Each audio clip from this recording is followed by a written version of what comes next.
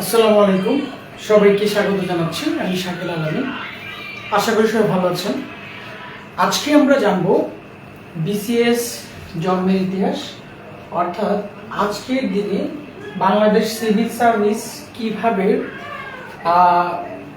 বিবর্তনের মাধ্যমে এখানে এসছে সে সম্পর্কে আমরা আজকে জানার চেষ্টা করব। কে কোথা থেকে যুক্ত হয়েছেন এবং আমার কথা স্পষ্ট শোনা যাচ্ছে কিনা একটু কষ্ট করে জানাবেন। আজকে আমরা এক্সক্লুসিভ একটা ক্লাস দিব, যে ক্লাসটা হয়তো বা এ পর্যন্ত কেউ নেয়নি, সেটা আমি জানার চেষ্টা করব। এবং এটা বিসিএস এ আসবে এমন না, কিন্তু আপনি একজন বিসিএস ক্যান্ডিডেট হিসেবে আপনার ইতিহাসটা জানা উচিত, জানলে আপনি সমৃদ্ধ হবেন। আর আমাকে শোনা যাচ্ছে কিনা একটু কষ্ট করে জানাবেন। এবং আমি একটু বলি যে আমাদের বিদ্যাচাষীর যে ইউটিউব চ্যানেলটি আছে, সেই চ্যানেলটি আমরা কমেন্টে আমরা জানিয়ে দেব, এবং আমাদের ভিডিওগুলো আপনারা অবশ্যই এই ইউটিউব চ্যানেলে পাবেন। পাশাপাশি আপনারা টেলিগ্রাম চ্যানেল আছে আমাদের বিদ্যাচাষী ক্যারিয়ারে, সেটার লিঙ্কও আমি দিয়ে দিব, আপনারা সেখানে যুক্ত হবেন। আশা করি আমাদের প্রতিদিন যে আমরা পত্রিকা দিই, পিডিএফ পত্রিকা, সেটা আমাদের বিদ্যাচাষী ক্যারিয়ারের টেলিগ্রাম চ্যানেলে আমরা দিয়ে থাকি। আপনারা সেটা অবশ্যই সেখানে জয়েন করবেন। তার আগে বলুন আপনারা আমাকে শুনতে পাচ্ছেন কিনা, আমি শুরু করে দিব।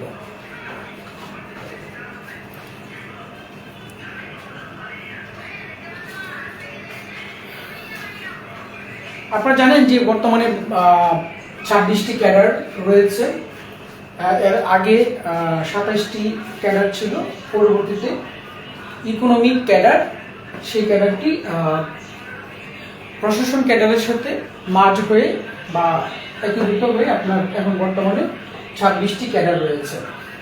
সেই বিসিএস ইতিহাসটা আমরা আজকে জানবো, যে কীভাবে বিসিএস এর জন্ম হয়েছিল। আপনারা জানেন যে 1757 সালে যখন এই বাংলার সূর্য অস্তমিত যে পলাশী যুদ্ধের মাধ্যমে, তখন দেখা যাচ্ছে ইংরেজরা বা ইস্ট ইন্ডিয়া কোম্পানি কিন্তু এই দেশের, এই ভারতীয় উপমহাদেশের শাসনভার গ্রহণ করে।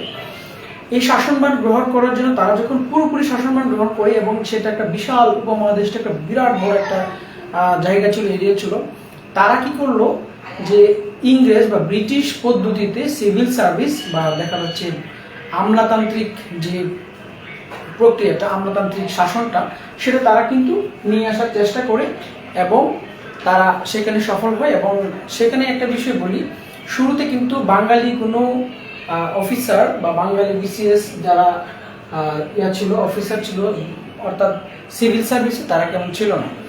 তো পরবর্তীতে আমরা বিভিন্ন ধাপে আমাদের কিছু বাঙালি অফিসার পাই, তার মধ্যে একজন হচ্ছে বঙ্কিমচন্দ্র চট্টোপাধ্যায়। পরবর্তীতে আমরা উল্লেখ করতে পারি আকবর আলী খানের, আরও অনেক আছে নাম, আমি এই মুহূর্তে অনেকগুলো বলতে চাচ্ছি না, অনেক লম্বা হয়ে যাবে। তো কিভাবে আসলে শুরু হয়, তাহলে আসুন জানি আমরা আসলে কিভাবে আমাদের এই বিসিএস জার্নিটা আমরা এই বাংলাদেশ সিভিল সার্ভিস, অর্থাৎ বাংলাদেশ পাবলিক সার্ভিস কমিশন গঠন এর মাধ্যমে কিভাবে আমাদের আধুনিক যুগের বিসিএস বা বাংলাদেশের বিসিএস বা বাংলাদেশ সিভিল সার্ভিস কিভাবে জন্ম হয়েছে সেটা আমরা জানার চেষ্টা করি। তো শুরুর দিকে কভেনেন্টেড সিভিল সার্ভিস ছিল একটা, 1757 থেকে 1893 সাল পর্যন্ত। আপনারা জানেন যে 1893 সাল পর্যন্ত কভেনেন্টেড সিভিল সার্ভিসটা ছিল, যেটা ছিল অনেকটাই চুক্তিবদ্ধ, অর্থাৎ আপনার ওই সময়টাতে স্থায়ীভাবে কোনো নিয়োগ দেওয়া হতো না। তো পরবর্তীতে তারা ওই ব্রিটেন থেকে বা ব্রিটিশরা এসে এই দেশে আমলাতান্ত্রিক শাসনটা পরিচালনা করতো। বাঙালি অফিসার বা বাংলাদেশি ইন্ডিয়ান ওই ধরনের অফিসারদেরকে নিয়োগ দেওয়া তেমন একটা হতো না। কভেনেন্টেড সিভিল সার্ভিসের মাধ্যমে, অর্থাৎ চুক্তিবদ্ধ কিছু অফিসার, এই বাঙালি অফিসার ছিল, তো তারা কভেনেন্টেড সিভিল সার্ভিস নামে পরিচিত ছিল। এটা ছিল 1757 থেকে 1893 সাল পর্যন্ত। তো পরবর্তীতে এই ব্রিটিশরা এই উপমহাদেশ থেকে শাসন করার জন্য তারা আরেকটা কমিশন গঠন করে, সেটাকে আমরা ইন্ডিয়ান সিভিল সার্ভিস বলে থাকি, যেটা প্রকৃতপক্ষে আমরা আইসিএস নামে পরিচিত। এই আইসিএস অফিসাররা ইন্ডিয়ান সিভিল সার্ভিস যেটা ছিল, আপনারা জানেন যে বঙ্কিমচন্দ্র চট্টোপাধ্যায়, পরবর্তীতে আকবর আলী খান, তারা কিন্তু এই আইসিএস অফিসার ছিলেন। এবং ধাপে ধাপে ধীরে ধীরে কিন্তু এই বাঙালি বা ভারতীয় উপমহাদেশে যারা মেধাবী ছিলেন, যারা অনেক বেশি জ্ঞানী ছিলেন, তাদেরকে কিন্তু এই ইন্ডিয়ান সিভিল সার্ভিসে নিয়োগ দেওয়া হতো। এবং এটা ছিল 1893 থেকে 1947 সাল পর্যন্ত। অর্থাৎ 1947 সালে যখন দেশ ভাগ হয়, পাকিস্তান এবং ইন্ডিয়ান নামে যে দুটি রাষ্ট্র সৃষ্টি হয় ধর্মের ভিত্তিতে, তখন কিন্তু এই পর্যন্ত কিন্তু আপনার এই ইন্ডিয়ান সিভিল সার্ভিস যেটা ছিল আইসিএস, সেটা কিন্তু চালু ছিল। পরবর্তীতে 1947 সালে যখন দেশ ভাগ হয়, পাকিস্তান এবং ইন্ডিয়ান নামে যখন সার্ভিস হয়, তখন এই সিভিল সার্ভিসটা কি ভাগ হয়ে যায়। সেটা ভাগ হয়ে গিয়ে আমরা তখন ইন্ডিয়ান সিভিল সার্ভিস ইন্ডিয়াতে থেকে যাই, আর পাকিস্তান যে সিভিল সার্ভিসটা আছে সেটাতে আমরা যেহেতু পূর্ব পাকিস্তানে ছিলাম স্বাভাবিকভাবেই, তখন আমরা এই পাকিস্তান সিভিল সার্ভিস যেটা আছে সেখানে আমরা ছিলাম। তো এখানে পাকিস্তান সিভিল সার্ভিসে যে অফিসাররা নিয়োগ হতো তারা বেশিরভাগই ছিল পাকিস্তানি, কিন্তু বাঙালি অফিসার তেমন ছিল না বললেই চলে। তো ওই সময়টাতে পাকিস্তান তাদের এই পূর্ব বাংলাকে বা পূর্ব পাকিস্তানকে শাসন করার জন্য ব্যুরোক্রেটিক ওয়েতে তারা কিন্তু এই পাকিস্তান সিভিল সার্ভিসটা চালু করে। সেটা কিন্তু 1971 সালে যখন আমরা স্বাধীনতা লাভ করি, তখন কিন্তু এই এটা বিলুপ্ত হয়ে যায়। বিলুপ্ত হওয়ার পরে 1971 সালে বাংলাদেশ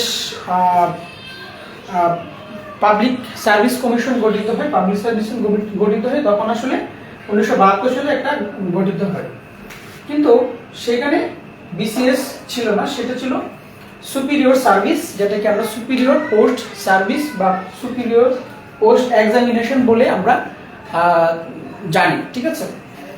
তো এই সুপিরিয়র এক্সামিনেশন সার্ভিস যেটা, সেটা ছিল পোস্ট এক্সামিনেশন সার্ভিস, সেটা 1971 থেকে 1980 সাল পর্যন্ত ছিল।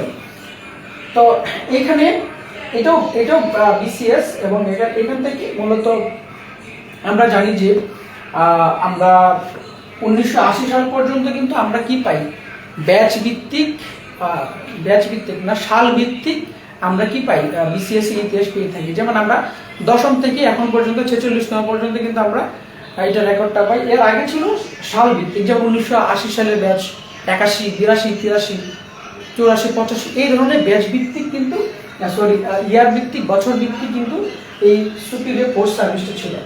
পরবর্তীতে বাংলাদেশ সিভিল সার্ভিস, এটা বাংলাদেশ পাবলিক সার্ভিস কমিশন গঠন হওয়ার পরে অধ্যাদেশের মাধ্যমে, রাষ্ট্রপতি অধ্যাদেশের মাধ্যমে 1980-র দিকে বাংলাদেশ পাবলিক সার্ভিস কমিশন, যেটাকে আমরা বলে থাকি বিপিএসসি, এই বাংলাদেশ পাবলিক সার্ভিস কমিশন যখন গঠিত হয়, তারপর থেকে বাংলাদেশ সিভিল সার্ভিস 1980 থেকে বর্তমান সময়ে আমরা সেই পূর্ববর্তী ধাপটা কিন্তু আমরা পেয়ে থাকি। এবং বর্তমানে আমাদের 26টি ক্যাডার রয়েছে। এই 26টি ক্যাডারের মধ্যে আবার 2 ভাগে ভাগ আছে, 3 ভাগে ভাগ আছে। আমি বলবো 3 ভাগের মধ্যে 1 ভাগ হচ্ছে, আমি মুছে দিচ্ছি, আপনারা একটু দেখে নেন যে আসলে ইতিহাসটা কেমন ছিল এখান থেকে এই পর্যন্ত আসা।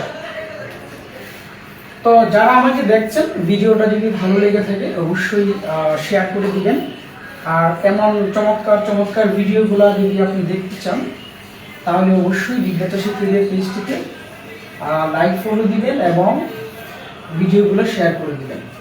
তো ক্যাডার আসলে 2 ধরনের, আবার বলছি 3 ধরনের, যদিও আসলে প্রকৃতপক্ষে 2 ধরনের। 1 নম্বর হচ্ছে সাধারণ ক্যাডার,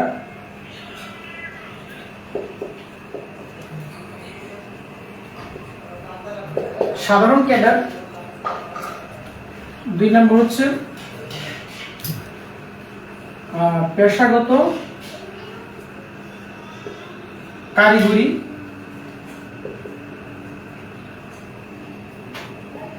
3 নম্বর হচ্ছে বোধ ক্যাডার। অর্থাৎ এই 2টা মিলে আসলে বোধ ক্যাডার। প্রকৃতপক্ষে ক্যাডার 2 ধরনের, সাধারণ ক্যাডার, পেশাগত ক্যাডার। আর 3 নম্বর, আপনি যখন আবেদন করতে যাবেন তখন কিন্তু আপনার এই 3টা কিন্তু আপনার উইন্ডো আপনার সামনে চলে আসবে। যেমন আপনি যদি আপনার যদি পেশাগত কোনো, অর্থাৎ আপনার যদি শিক্ষা ক্যাডার, অনেকে স্বাস্থ্য ক্যাডার আছে, বিভিন্ন আপনার কারিগরি ক্যাডার আছে, সেই কারিগরি ক্যাডারগুলোতে অনেকেই আবেদন করতে পারে। আবার দেখা যাচ্ছে শুধু যাদের এই সাবজেক্টটা যাদের নাই, যে সাবজেক্টগুলোতে আসলে স্বাস্থ্য শিক্ষা বা কারিগরি টেকনিক্যালগুলো নাই, সেগুলো সাধারণত সাধারণ ক্যাডার নামে পরিচিত। এগুলো কি কি? সাধারণ ক্যাডারের মধ্যে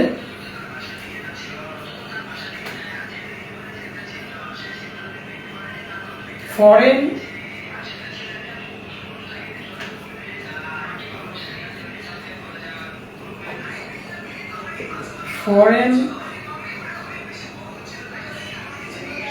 অ্যাডমিন, পুলিশ,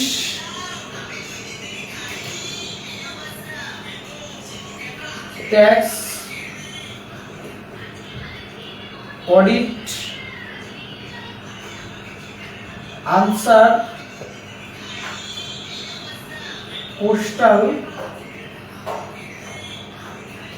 পোস্টাল মানে হচ্ছে ডাক ক্যাডার, তারপর সমবায়,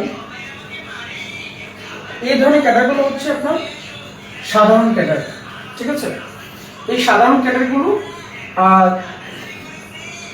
যারা আবেদন করেন সাধারণত তাদের মার্কসটা একটু বেশি লাগে, বেশি মার্কস দিতে হয়, এবং ভাইভাটা আপনার দেখা যাচ্ছে যে আপনার তিন ভাবে হয়। একটা হচ্ছে প্রথমে সাধারণ ক্যাডার বা জেনারেল ক্যাডারে ভাইভা হয়, 2 নম্বর হচ্ছে আপনার বোধ ক্যাডারে ভাইভাটা হয়, এবং শেষের দিকে পেশাগত বা কারিগরি, যেটাকে আমরা বলে থাকি শিক্ষা ক্যাডার, স্বাস্থ্য ক্যাডার, আর সেই ক্যাডারগুলো আপনার প্রফেশনাল এবং টেকনিক্যাল ক্যাডারগুলো ভাইভা হয়ে থাকে। তো এই ছিল জেনারেল ক্যাডারের মোটামুটি এই পর্যন্ত। আরও কিছু আছে, সবগুলো আমি লিখছি না, আপনারা জেনে নিতে পারবেন। তারপর পেশাগত বা কারিগরি যে ক্যাডারগুলো আছে সেগুলোর মধ্যে পেশাগত কারিগরি ক্যাডার হচ্ছে যেমন ধরেন শিক্ষা ক্যাডার, স্বাস্থ্য, এই ধরনের যে ক্যাডারগুলো আছে সেগুলো হচ্ছে কারিগরি ক্যাডার। আবার আছে যেমন আপনার RSD, রোড অ্যান্ড হাইওয়ে, তারপর হচ্ছে সিভিল। ঠিক আছে, এই ধরনের যে ক্যাডারগুলো আছে। আর কিছু টেকনিক্যাল ক্যাডার আছে যেগুলো আসলে কারিগরি ক্যাডার বা আপনার পেশাগত ক্যাডার নামে পরিচিত।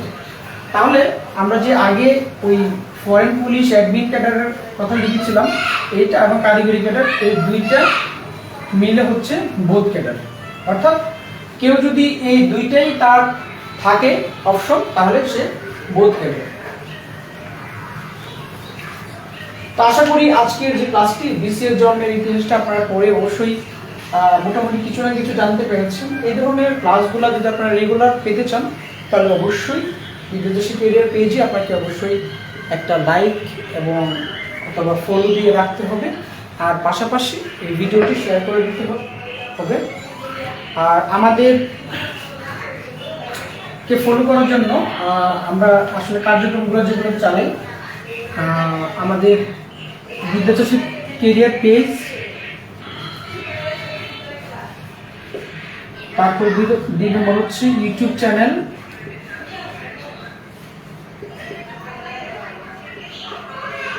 ইউটিউব চ্যানেলে আপনারা আমাদের ভিডিওগুলো পেতে পারেন। তারপর 3 নম্বর হচ্ছে আমাদের টেলিগ্রাম চ্যানেল, টেলিগ্রাম চ্যানেল। 4 নম্বর হচ্ছে হোয়াটসঅ্যাপ গ্রুপ।